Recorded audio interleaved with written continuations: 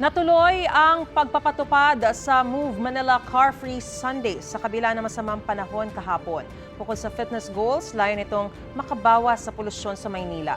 May unang balita si EJ Gomez.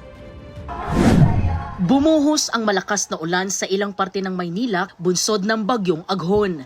Pero di napigilan ng mga dumagsa sa pagsisimula ng implementasyon ng Move Manila Car Free Sunday sa Roxas Boulevard. Marami ang naki-jogging at running. We love running. Kahit na umuulan, go pa rin. Masaya.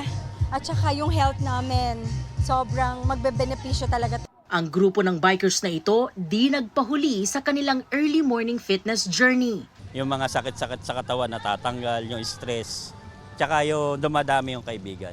Simula May 26, isasara tuwing linggo mula alas 5 ng madaling araw hanggang alas 9 ng umaga ang Roxas Boulevard, mula Padre Burgos Circle hanggang Quirino Avenue para maging car-free zone.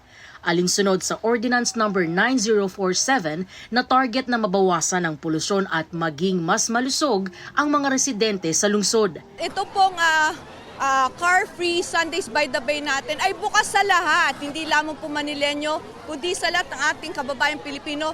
Tumungo po kayo dito, sigurado po na mag-e-enjoy kayo.